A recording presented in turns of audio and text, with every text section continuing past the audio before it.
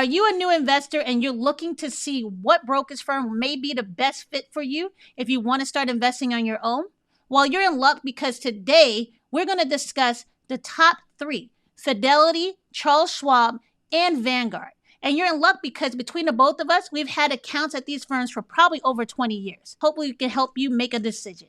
So, Nicole, what do you think is something that they should know before they look into what brokerage firm they want to pick? In terms of the first thing, anyone that, especially if you're new to investing, I think the first thing that should be on your mind is investment minimum. So, what do I mean by that? How much do you need to actually start using these brokerage firms, using their platforms? Can you get started investing? And one of the biggest issues that we found when it comes to investing is the amount of money someone needs to have to actually start investing, right? So I think that's probably the first thing you want to do, because that can knock one or two off your list. Or even if you're not just looking at these top 3, Schwab, Fidelity, and Vanguard, it will help you knock off a lot of the other brokerage firms out there. All right. So when it comes to Fidelity and Schwab, there's actually no account minimum that you need to actually open up an account there and actually start investing in, say, their index funds, their stocks, or the ETFs.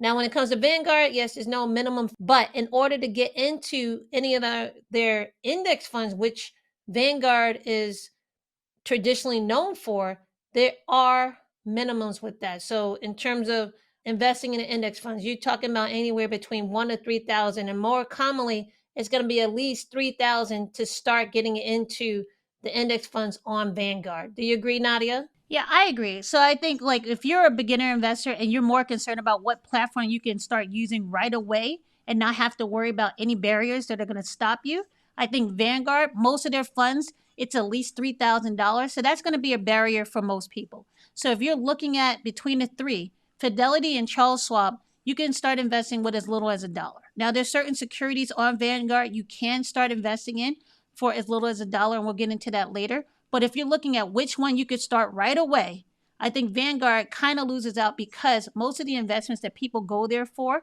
have a minimum required investment of $3,000.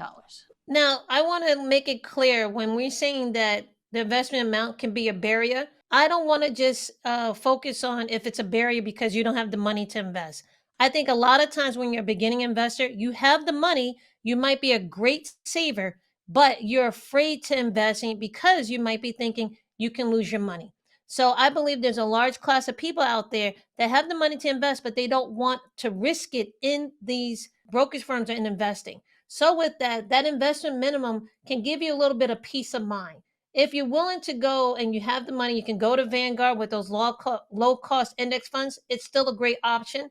But if you don't want to spend that minimum and you want to get into investing with a small amount because you're afraid to invest and you're afraid because you think you might lose your money, then Charles Schwab and Fidelity become very good options for you. So it's not just as a barrier, but if it's a mental barrier that you're saying, I'm not sure I want to risk this much money, then Charles Schwab and Fidelity do offer more on that end for you. Now, and if you're also looking at it, there is a Vanguard fund that you want to invest in, but you don't want to hit the minimum required investment, all you have to do is go look for the associated ETF.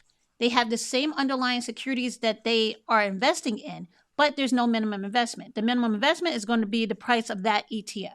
Okay, price of share for that ETF. With that, Nadia is we're both using terms index funds and also ETFs. If these terms are not familiar to you, we're going to link in the description. I want to say our 25 must know investment terms, okay? Yeah. So that you can get a little idea of what we're talking about, because we want to make sure. I think the biggest barrier when it comes to investing is actually the terminology, because it's like learning a new language. So because of that, if anything that we say here becomes unclear to you because you don't know the definition, I want to put that resource right in the description for you. You just click on it. It's going to give you the 25 must-know investing terms, and I believe that can help you. All right? So, Nicole, let's jump into another consideration they should have when they're picking between these 3 investment firms. Now, one of the things I wanted to bring up was the investment selection that they have. So if you're looking at it, between Vanguard, Fidelity, and Charles Schwab, you're going to have a wide range of selection.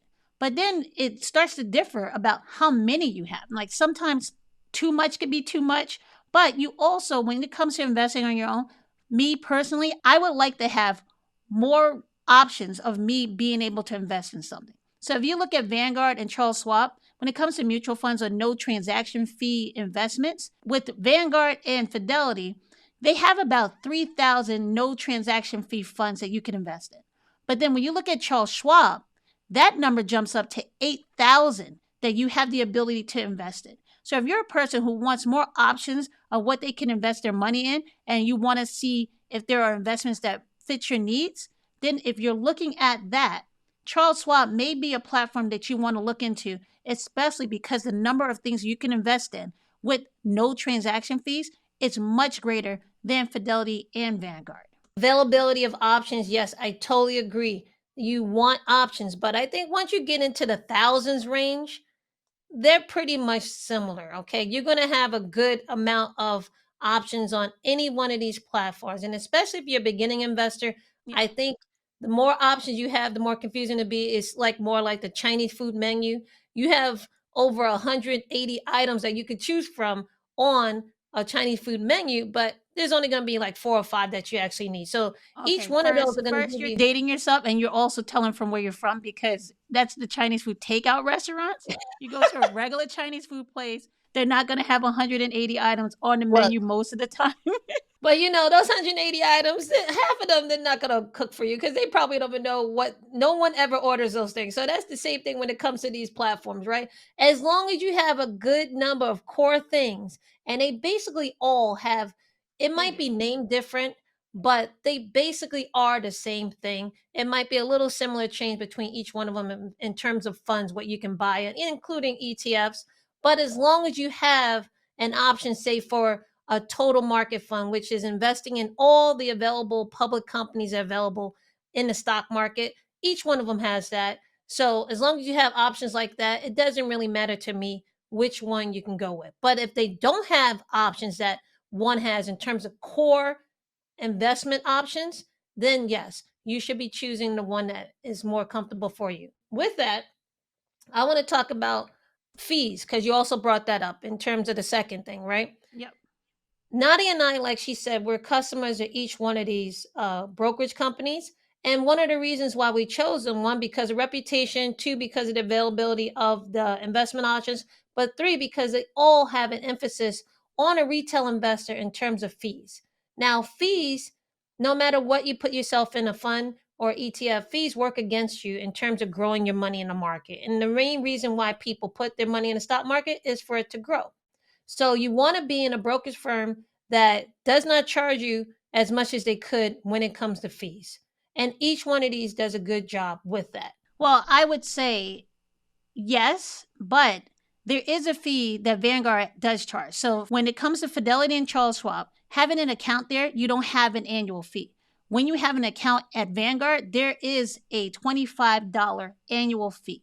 So just for opening an account there. So if you're looking between the two and fees are very important to you, I don't want to pay a fee just because I open an account there and I want to pay that annually. I don't even like having credit cards that charge me an annual fee. So if I was looking at fees, first thing I'm going to look at is, does this company charge me a fee for just opening an account here? You're going to have fees depending on what investment you have. Like if you're buying a mutual fund, you're going to look at expense ratio. And like Nicole said, you can find those terms in the link that we're going to put at this in the description of this video. But I already know at some point I'm going to pay fees, but I don't want to just pay a regular flat base fee just for having an account there. Vanguard charges that, Charles Schwab and Fidelity do not. And if we're on the topic of expense ratio, Fidelity is the only one that I can see that has zero expense ratio funds, and that's very rare. So if you're looking at that, Fidelity might win out there. Would you agree, Nicole? I agree. So when you're talking about expense ratio, let's just make that definition pretty clear.